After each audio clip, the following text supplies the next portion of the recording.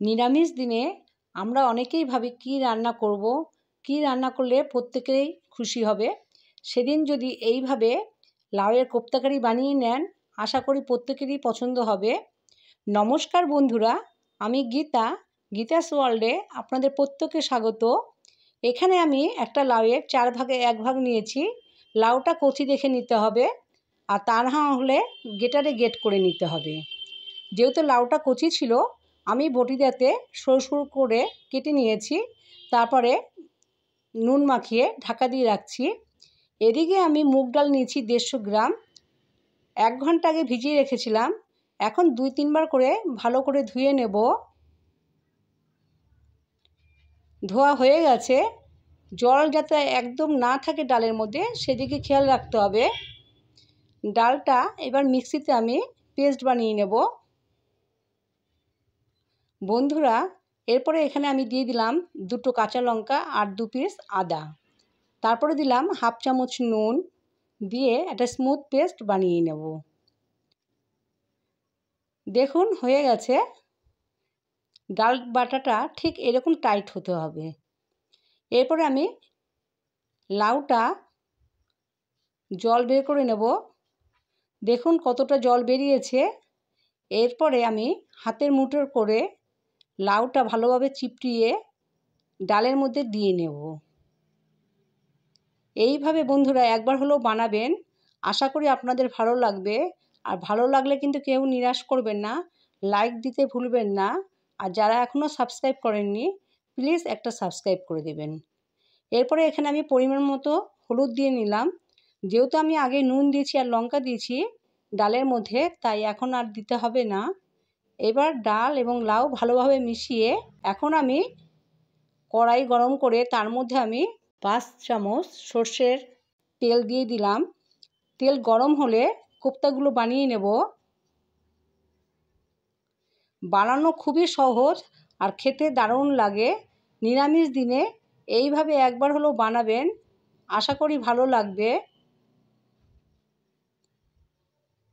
লাল লাল করে ভেজে নিতে হবে। ভাজা হয়ে গেছে, এখন আমি নামিয়ে নিচ্ছি। এরপরে বাকি কোপ্তাগুলো একইভাবে আমি ভেজে নেব। বন্ধুরা, এখানে আমি কিছু 9-10টার মতন পাকা লঙ্কা নিয়েছি, আর আদা কুচো নিয়েছি, আর এদিকে ক্যাপসিকাম নিয়েছি আর টমেটো নিয়েছি। এরপরে আমি ক্যাপসিকামটা রেখে বাকি সব কিছু মিক্সিতে পেস্ট বানিয়ে নিচ্ছি। দেখুন বন্ধুরা, এদিকে বড়া হয়ে গেছে। বড়াগুলো নামিয়ে নিলাম, আর মশলাটাও আমার বানানো হয়ে গেছে। এখন ওই তেলের মধ্যেই আমি শুকনো লঙ্কা দিলাম আর সামান্য সাদা জিরা দিয়েছি। এরপরে এখানে আমি 1/2 চামচ হলুদ এবং 1/2 চামচ জিরার গুঁড়ো দিয়েছি। ভাজা হয়ে যাওয়ার পরে মিক্সিতে যে আমি টমেটোর পেস্টটা বানিয়ে রেখেছিলাম সেটা দিয়ে দিলাম। দিয়ে ভালোভাবে কষিয়ে নেব। মশলাটা ভালোভাবে কষিয়ে নিতে হবে। এর মধ্যেই আমি দিয়ে দিলাম 1/2 চামচ নুন আর 1/2 চামচ চিনি। লাউয়ের তরকারিতে একটু চিনি দিলে খেতে ভালো লাগবে।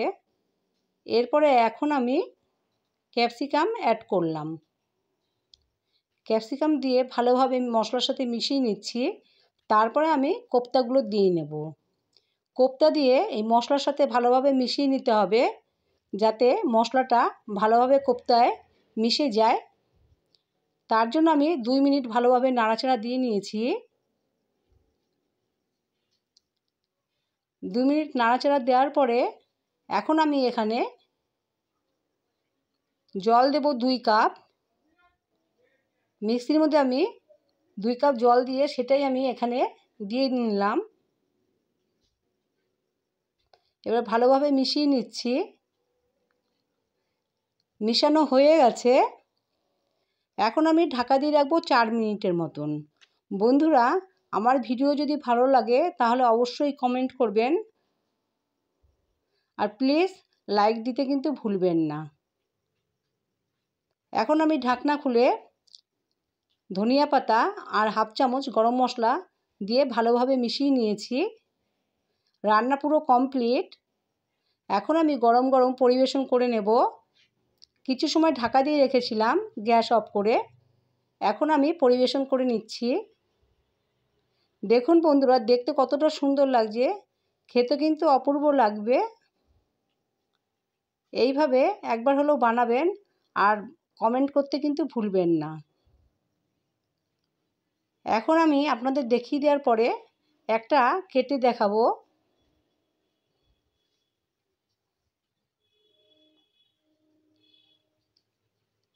একটা আমি প্লেটে নিয়ে নিলাম, তারপরে কেটে আপনাদের দেখাচ্ছি। দেখুন বন্ধুরা, দেখতে কতটা সুন্দর লাগছে, খেতে কিন্তু খুব ভালো লাগবে। আর এই কোপ্তাগুলো খুবই সফট হয়েছিল আর খেতে কিন্তু দারুণ লেগেছিল।